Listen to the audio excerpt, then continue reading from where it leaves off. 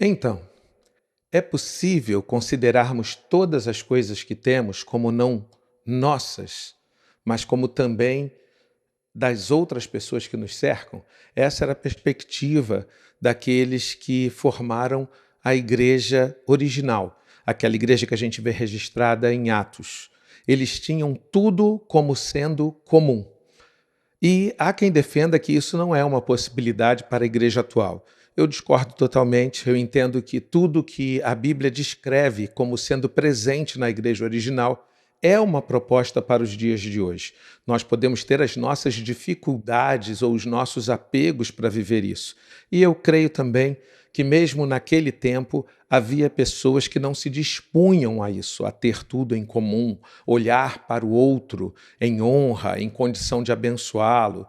Assim como nós temos essa mesma dificuldade nos nossos dias. Mas eu também creio que há muita gente que tem um coração exatamente forjado na mesma forja daqueles irmãos da igreja original. Essa forja é Jesus Cristo. E com Jesus Cristo nós aprendemos que nada é nosso. O próprio Jesus entrega-se na cruz por amor de nós. Então, nem a sua vida ele a tomou como preciosa e ofertou a nós. Ofertou na cruz, ou seja, ofertou em sacrifício pelos nossos pecados, para que nós estivéssemos livres de uma dívida. Então, aprendemos sim com Jesus que é possível olhar todas as coisas de uma forma coletivizada. Lógico que nós também não estamos falando do comunismo político que se procura viver em alguns lugares, em alguns países, e muitos até procuram por isso com tanto ardor, mesmo no nosso país. Mas não estamos falando disso. Nós estamos falando daquilo que a Bíblia apregoa. A vida comum bíblica é muito diferente das propostas políticas que hoje nós encontramos. Vamos ler um texto que se encontra em Atos 4 e nós vamos ler do versículo 32 até o versículo 34, ok? Abra aí sua Bíblia se você tem condição e vamos ler juntos. Diz assim: E era um o coração e a alma da multidão dos que criam. E ninguém dizia que coisa alguma do que possuía era sua própria, mas todas as coisas lhes eram comuns. E os apóstolos davam com grande poder testemunho da ressurreição do Senhor Jesus. E em todos eles havia abundante graça. Não havia, pois, entre eles necessitado algum, porque todos os que possuíam herdades ou casas, vendendo-as, traziam o preço do que fora vendido e o depositavam aos pés dos apóstolos. Muitas lições nós tiramos desse texto. Primeiro que, se queremos verdadeiramente viver igreja, precisamos aprender a pulsar num só coração, o coração de Cristo. Precisamos ser unânimes em propósito, precisamos ser unânimes em todos os esforços para a expansão do reino de Deus. Eles tinham a alma e o coração alinhados. E ninguém dizia que coisa alguma era sua. Mas é claro que havia também bens materiais que estavam com cada um deles de forma diferenciada. A ideia do texto não é uma coletividade onde ninguém geria por nada, onde ninguém administrava nada. Isso não é a perspectiva. Jesus tinha um grande amigo. Ao que tudo indica, Lázaro era um grande amigo de Jesus.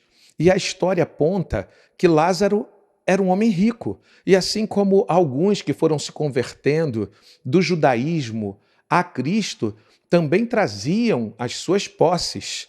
Os doutores da lei, alguns se converteram e não eram pessoas de poucos haveres, de poucos bens. Então, as pessoas geriam, sim, as suas posses, as suas propriedades. O que o texto afirma, certamente, é que, havendo necessidade, eles dispunham das suas posses para que todos pudessem ser assistidos da maneira correta, da maneira justa, da maneira suficiente para que se compreendesse entre eles fraternidade.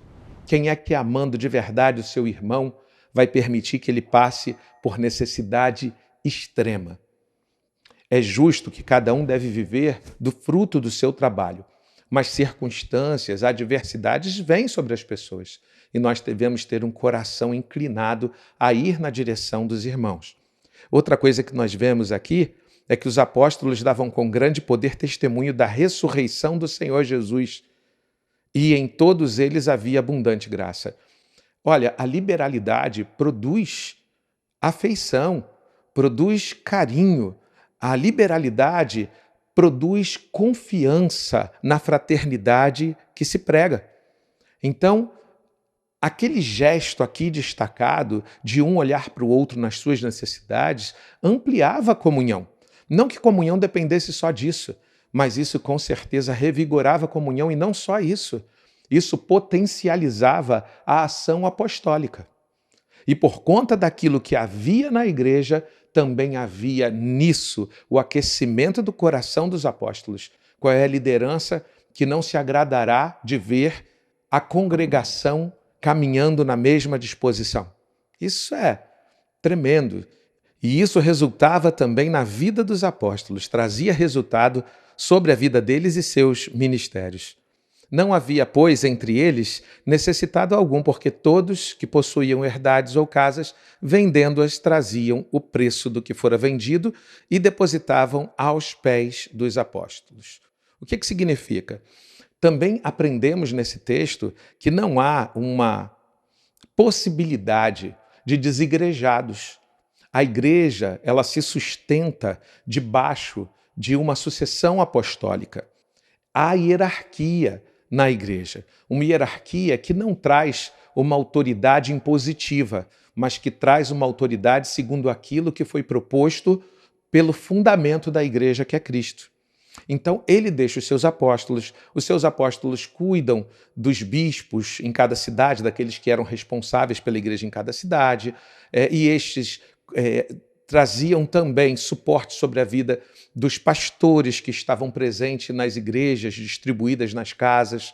Então, há uma estrutura pastoral, há uma estrutura de cuidado, há uma estrutura de governança. E nós precisamos entender que igreja sem isso não é igreja. Então, entenda isso definitivamente. Não existe igreja sem estar debaixo de autoridade pastoral, de sucessão pastoral, de sucessão apostólica, ok?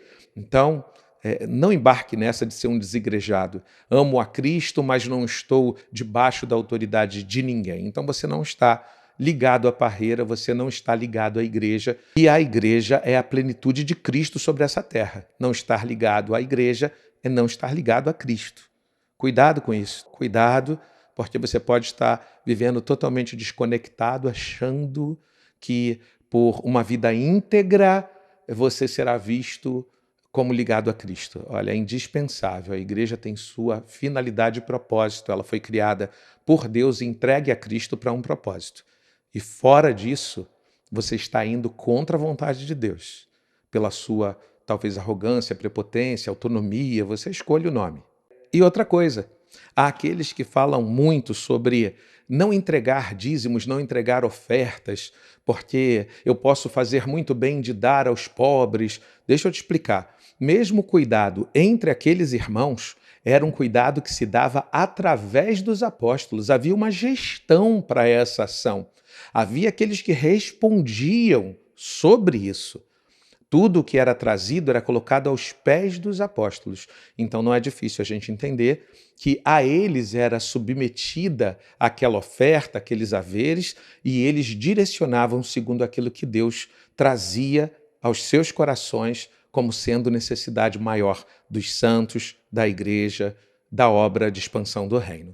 Eu espero então que você tenha aprendido bastante com esse pouquinho tempo nosso e você descubra que o seu coração precisa estar gerindo aquilo que é de Deus, mas sempre com atenção, para não olhar o que vem a você como exclusivamente seu. Deus deposita os haveres para a sua obra em nós. Sobre os nossos cuidados estão, mas não nos pertencem. Na hora certa, eles devem ser canal de bênção sobre a vida daqueles que Deus nos orientar e sobre a vida da igreja. Que Deus te abençoe e tenha um dia abençoado na presença do Senhor Jesus, cumprindo a sua vontade.